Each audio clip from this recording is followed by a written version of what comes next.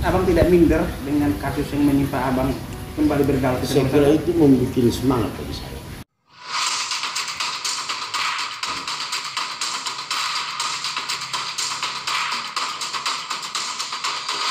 Assalamualaikum warahmatullahi wabarakatuh. Selamat bertemu kembali bersama saya Herman Tale Daulay di channel YouTube Tale Trias Info dalam program Bincang-Bincang Tipis-Tipis. Di channel ini segala isu ataupun sosok fenomenal akan kita iris-iris menjadi tipis-tipis. Hari ini, pada tayangan kali ini saya sangat beruntung bisa wawancara tipis-tipis dengan abang Anda, Bang Rahutman Harahap. Beliau adalah mantan wali kota Medan, Sumatera Utara. Kita akan berbincang tipis-tipis dulu dengan beliau.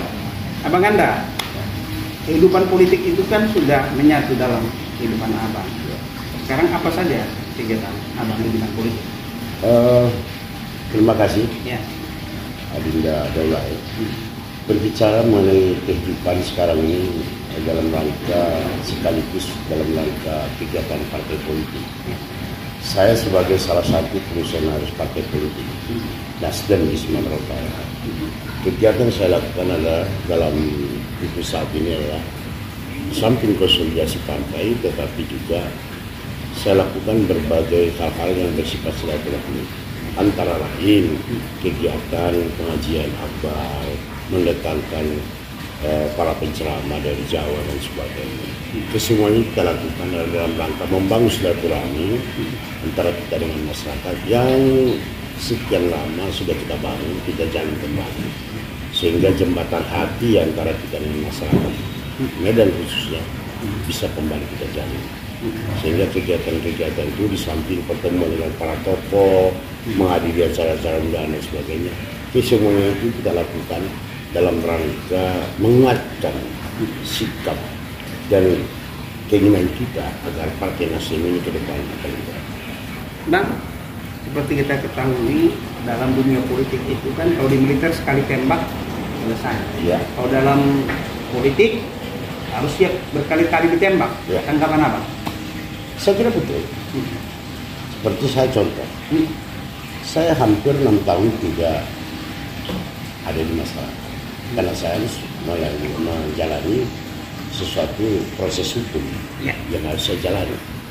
Tapi Allah memberikan yang terbaik kepada saya. Saya berdoa.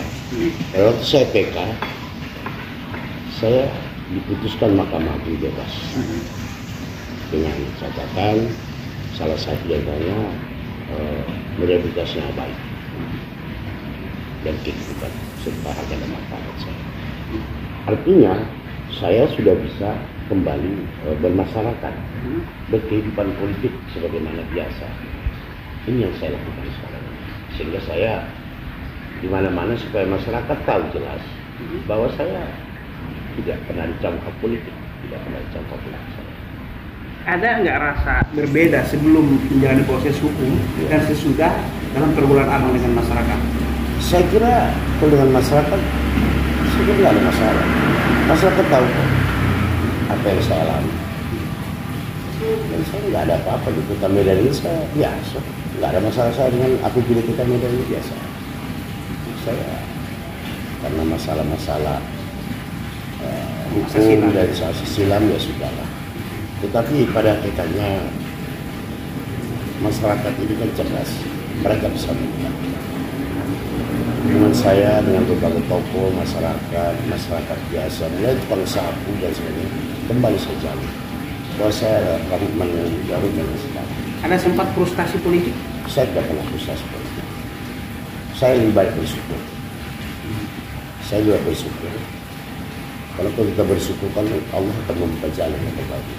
Mungkin ada spiritual mengingat bahwa jangan orang tua atau biar ke makam orang tua. Seperti apa mungkin yang bikin abang bisa betul kokoh? Orang tua.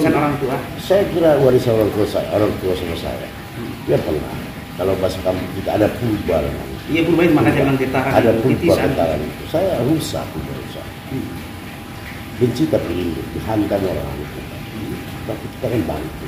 Tidak boleh kita terkulai di dalam kejatuhan itu. tapi kita harus menguatkan hati kita, bagi kita untuk bisa bangkit dari keterpurukan saja.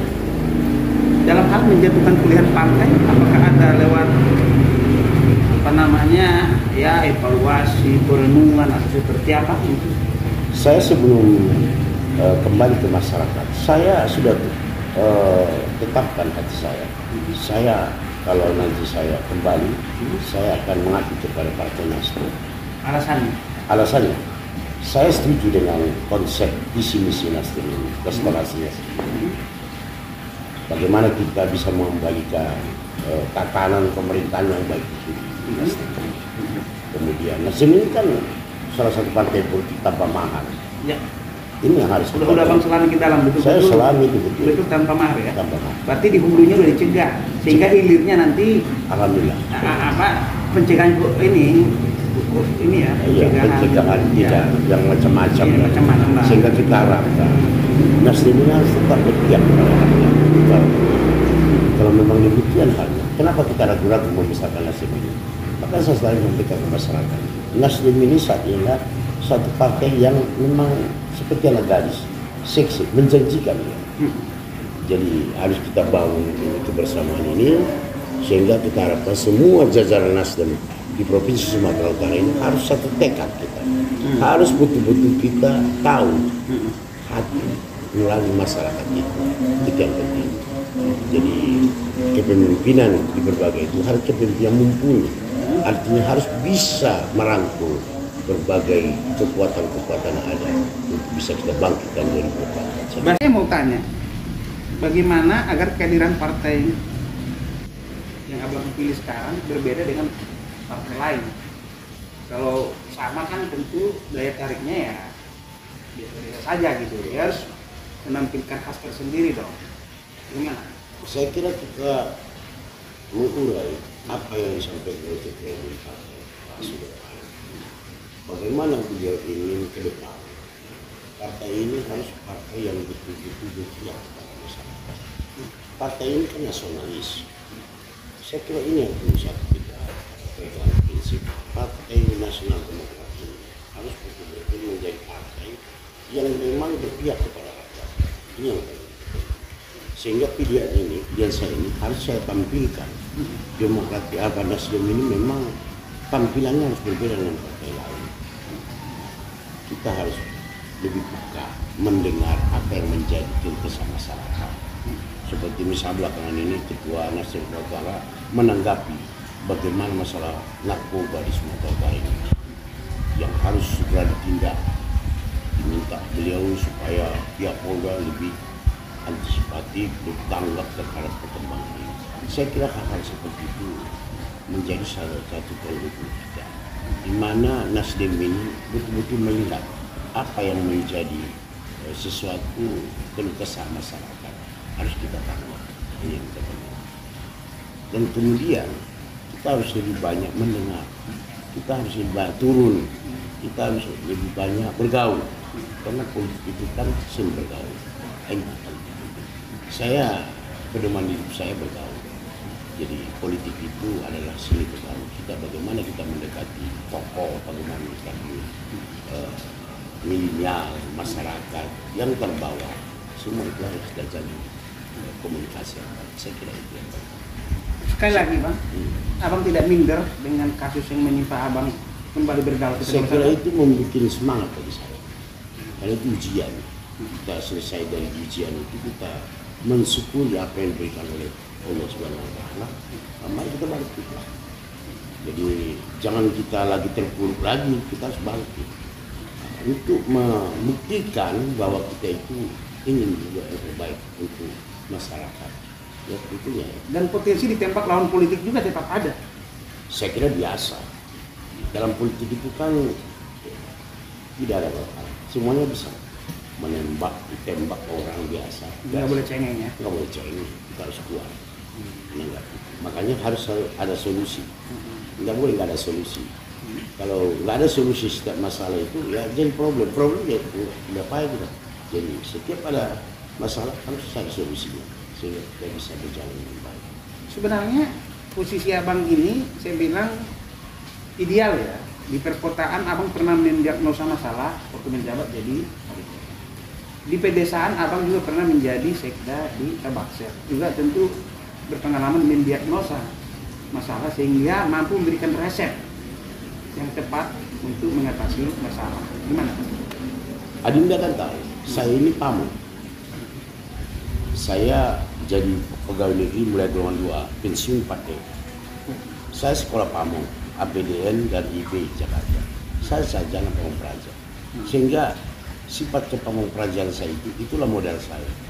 Baik jadi di Siantar jadi camat, di Tapsel jadi sekda, jadi wali kota Medan, jadi pejabat posisi birokrasi kantor gubernur, semua kan sudah kita lalui.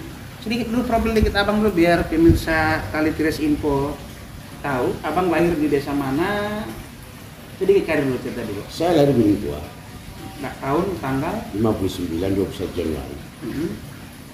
SD saya tamat SD 3 Silimpuan, SMP 4 Negeri Silimpuan, SMA 2 Negeri Silimpuan. Kemudian saya kuliah di namanya apa? IKIP namanya dia. Jurusan Fisika. Fisika Sadosa. IKIP di mana? Di Silimpuan, cabang Medan. Terus saya tahun 80 menikah. Lalu saya melamar jadi pegawai negeri, menang. Anak 1, saya baru pegawai negeri golongan 2A. Setelah prajabatan anak sudah 2, saya tugas belajar ke APDN Medan. Tahun 84 sampai 86. 87 saya tugas belajar lagi lanjutkan S1 ke IB Jakarta. Tamat 89. 89 saya kembali ke Medan, dipindahkan ke Siantar. Jadi Sekcam di Siantar Barat. Baru tahun 90 camat sampai tahun 97. Tahun 94 waktu camat saya camat terbaik di provinsi. Waktu gubernur Raja Nasreda. Oh, pernah jadi camat terbaik ya? Sumatera Barat tahun 94. Menjadi kecamatan terbaik itu. Lalu saya tahun 2000 diangkat jadi kepala dinas pasar di Siantar. Oh, camat itu waktu di Siantar itu ya terbaiknya? Iya, sama kepala dinas pasar di Siantar. Apa yang abang lakukan di camat itu sehingga abang jadi terbaik? Atau mungkin ada terobosan mungkin? Ya, Kelas balik. itu dulu pertama dalam membangun UKM. Oh, memang. Pasar UKM, kemudian fasilitas kantor dan sebagainya yang tidak ada kantor jadi ada kantor. Oke, dari itu Dan berhasil. Terus saya kepala dinas pasar diangkat langsung. di Siantar. Jadi itu ada 2 tahun lebih. Tahun 2000 saya pindah ke Tapsel, jadi kadis pendapatan. Sempat saya asisten 3 bulan di kantor wali kota Siantar, biasa. Tahun 2001 saya jadi sekda sampai tahun 2005 di Tapsel. Habis itu saya pindah ke provinsi, jadi asisten Kesos, masa baru Mas Samsul jadi Asmum, asisten administrasi. Tahun 2009 saya jadi pejabat wali kota. Tahun 2010 ikut pilkada. Insyaallah Allah memberi kemudahan terpilih. 10 calon waktu 10 pasang calon. Dan kita terpilih menjadi wali kota definitif. Berjalan kira-kira 3 tahun lebih, terjadilah ada masalah, harus kita selaku warga negara taat hukum kita lakukan. Waktu selama kita menjalaninya, itulah tadi yang saya bilang tadi, kita bersyukur. Tapi pencapaian abang enggak, boleh dibilang enggak optimal maksimal gitu ya kan? Tapi mungkin ini murni pengabdian tanpa tiada henti ya bang ya. Jadi tidak ada sebenarnya kalau Pensiun dan pensiun prinsip abang ya. Tapi insya Allah saya kira kan anaknya juga sudah selesai semua. Tinggal sekarang saya mau mengabdi aja ke Nasdem ini. Saya cinta Nasdem ini. Saya ingin Nasdem ini baik. Target mau kemana? Mau ke Senayan? Atau mau kemana? Bisa aja ke Senayan. Itu tergantung bagaimana keputusan partai. Saya kira itu. Setelah itu nanti lagi lah. Tergantung petunjuk ketua umum atau partai.